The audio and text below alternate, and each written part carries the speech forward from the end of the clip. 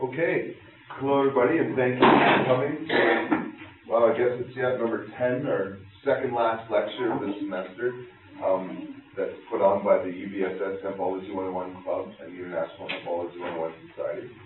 My name is Ted Smith. I'm the president of the nonprofit society, and we'll be speaking a brief time today. Most of the talk will be Jason Wilcox, someone with much more experience dealing with all Canada than I am.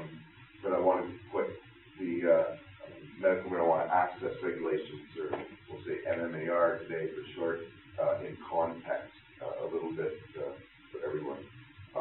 Certainly, when I started the Cannabis Club in '96, there were no medical laws in Canada, so the Charter of Rights and Freedoms had been in effect since the mid-90s, or 80s, sorry.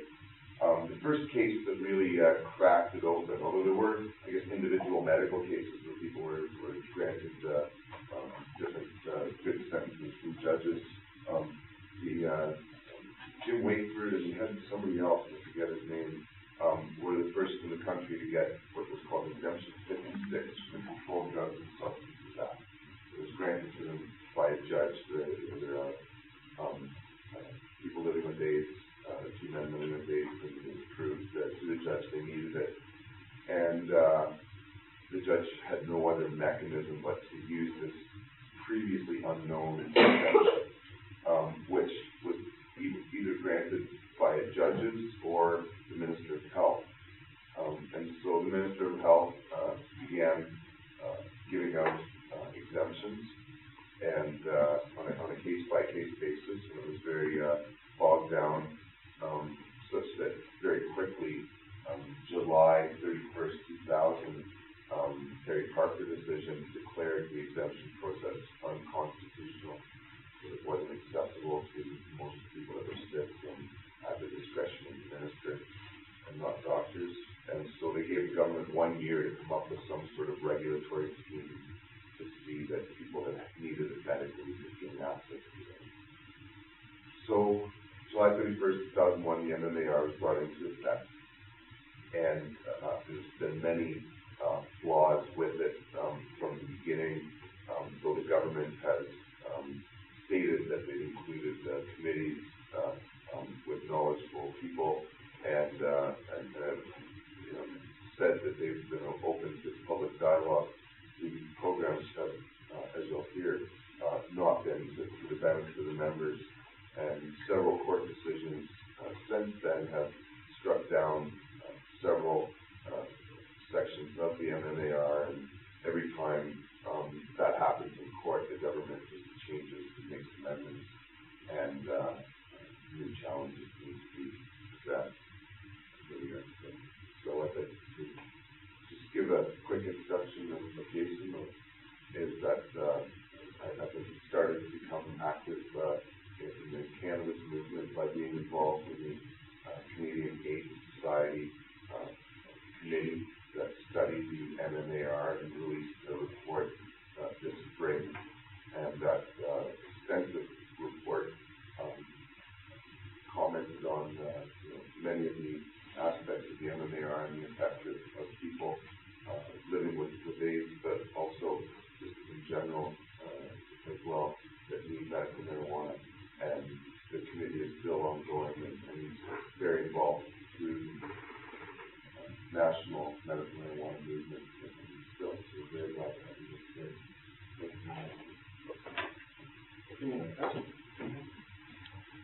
Good afternoon. My name is Jason Wilcox. I've been a medical marijuana user since 1993 when I was diagnosed with HIV/AIDS and hepatitis B. At this time, I was dealing with some personal issues in my past that have led me to my illness, and I turned to cannabis, which to me was the top drug. It seemed like a drug with any medicinal properties. Having to start into a tobacco treatment at the time with a low CD4 count, I was basically granted 6 months to live. Doctors didn't know how to go HIV/AIDS back at the time. This basically led me to be introduced to the cannabis to get off some of the things like Stemetil, Tylenol freeze, Resveratrol, various other big pharma drugs that were destroying my revenue, where cannabis was able to replace these particular medications. A lot of this led me to want to get more involved. I've been in HIV advocacy for some time. What got me more involved is when, well, first off, I did not see converting, according to Health Canada. I've been with the program since 2002. However, I never received the federal license until 2004. For that reason, because back then, prior to what's now known as the Phase 2 amendments, which were brought about through the courts, I could not order any product from PPS at this particular time. Prairie Plant Systems Incorporated was part of the Phase 2 amendments because nobody could access supplies at this particular time. And at the time also, I needed a specialist and a doctor to conclude that cannabis would work. That's like almost impossible to kind of get a doctor and a specialist both to concur that cannabis is better than any traditional therapy available on the market. So that was a huge barrier for many of us, and we addressed this at the national level. The Phase 2 amendment passed while our 18-month project was going, and during these Phase 2 amendments, it was found that they have to get rid of a few things. There's one, of course, the barrier of the specialist. So now a regular GP can sign anybody for a license, which was a big barrier that was reduced. Another thing was that the government needed to come up with a supply. So they decided to come up with what we have here, Prairie Plant Systems Incorporated, and what they feel is a supply. I like to refer to some of the government grown cannabis as can of crap, because quite frankly, that's what it is. It's one strain. Health Canada loves to go on and tell everybody how it's just one strain. In fact, research and court documents have came to tell us that in fact 2 strains were put together. 2 former hybrids were put together to come up with the 1 strain cannabis they're using now. But they still maintain that 1 strain can cure everybody. If that was the case, I argue, why don't Compassion Club have that 1 super strain? Why don't we have multiple strains for multiple ailments? I mean, we're talking human genetics versus plant genetics, something that hasn't really been looked at. And the government has pulled the $4 million research grant that we had to look at some of these aspects. And at the same time, maintain that their stance is that they can continue to sell PPS. I mean, in fact, they wanted to dispense through pharmacy. 2007 was what they said. Personal production license. This is something that I have myself. There's 2 types of ways you can get a service from the federal government. That's of course after you get this in the mail, and you go through a 32-page application, or 33, whatever it is now. So this is something that, for the average person, anybody wants to take a look at it, welcome to come up and take a look afterwards. But for an average person, you have to go through 33 pages and, to apply to a federal program to get your application, to get your cannabis. And after going to your doctors and going through all the stuff, you have to take pictures.